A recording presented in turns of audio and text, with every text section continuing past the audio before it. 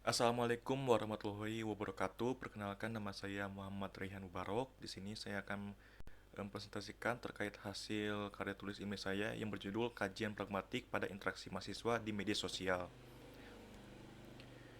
Pada pendahuluan ini, dalam era digital yang terus berkembang, media sosial telah menjadi ruang utama interaksi bagi mahasiswa. Sebagai kelompok pengguna aktif, mahasiswa menggunakan media sosial untuk berbagi informasi, berdiskusi, dan mengekspresikan diri, baik dalam konteks akademik maupun informal.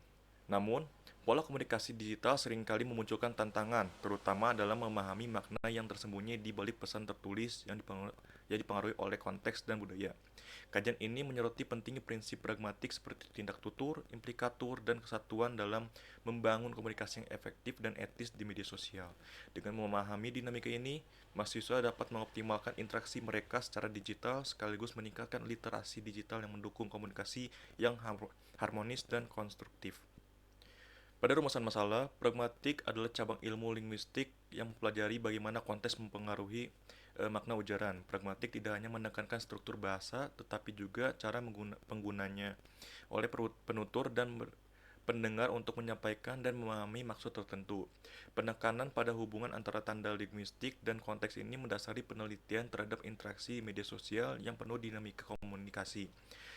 Yang kedua, tindak tutur dalam media sosial. Tindak tutur menjadi inti dari kajian pragmatik. Ada tiga jenis tindak tutur utama, yaitu tindak likusi yang bermakna secara literal dan sesuai dengan aturan bahasa. Yang kedua adalah tindak ilokusi yang tujuan yang ingin dicapai oleh penutur melalui ujaran seperti meminta atau menyarankan.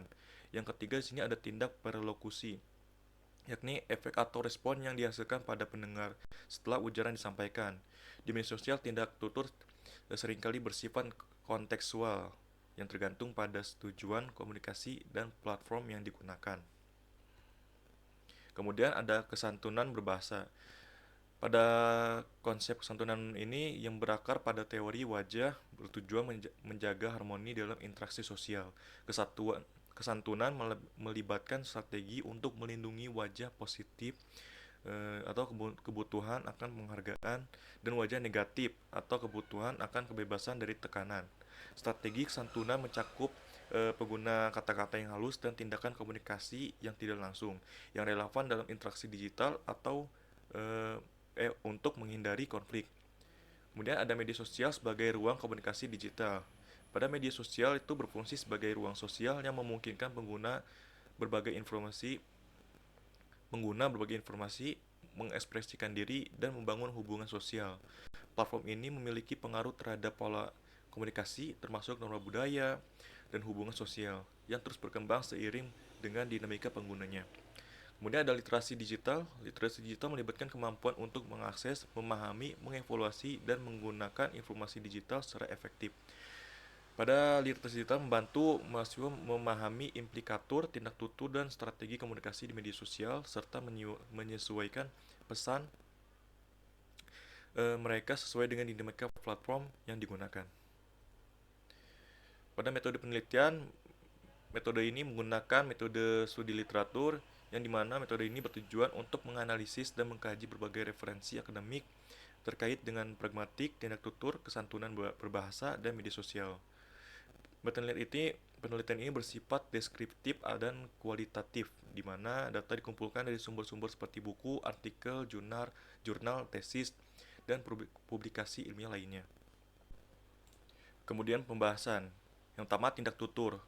Mahasiswa menggunakan strategi komunikasi berupa tindak likusi, ilokusi, dan perlokusi untuk menyesuaikan diri dengan konteks digital di media sosial. Tindak lokusi berfungsi sebagai penyampaian informasi langsung, seperti menanyakan jadwal atau berbagi informasi dalam grup diskusi tanpa maksud tersembunyi.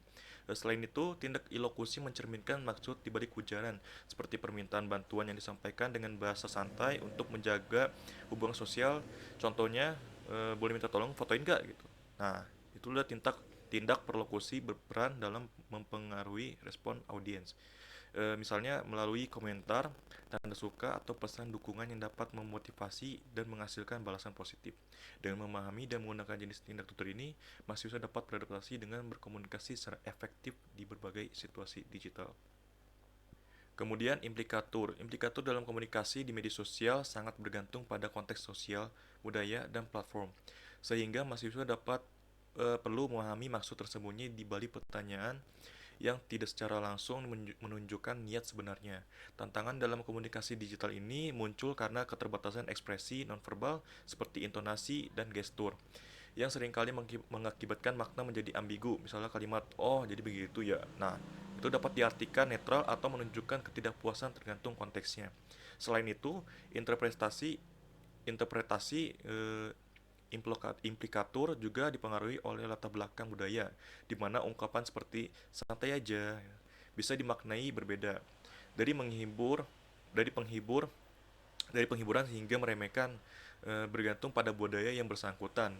Memahami implikatur menjadi kunci bagi mahasiswa untuk menghindari kesalahpahaman dan menjaga harmoni dalam komunikasi dengan memperhatikan konteks percakapan, hubungan sosial, dan norma budaya yang relevan.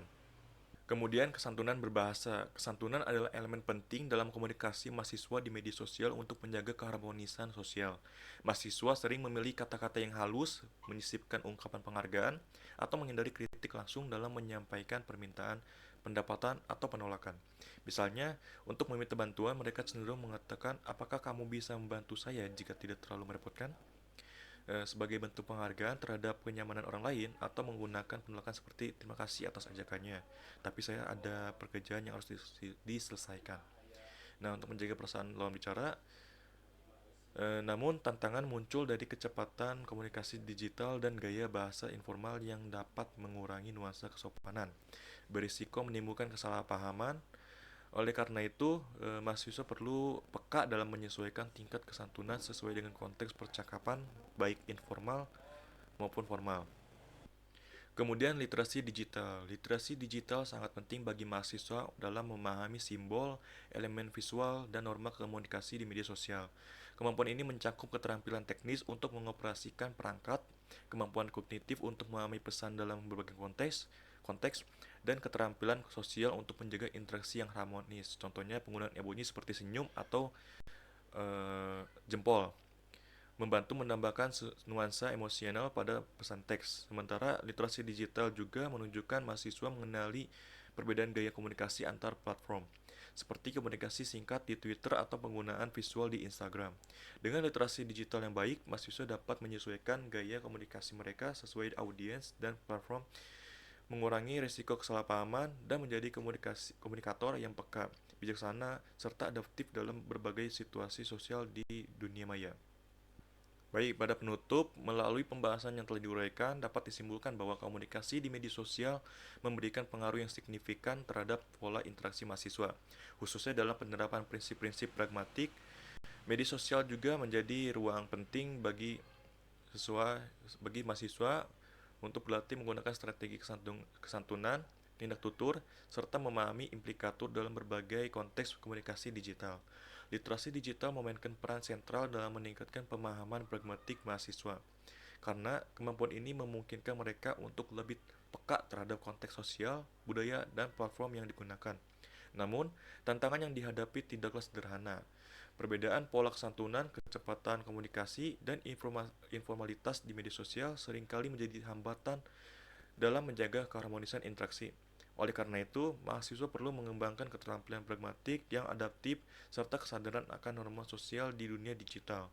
Dengan demikian, mereka dapat berkomunikasi secara efektif, etis, dan sesuai dengan tuntunan zaman.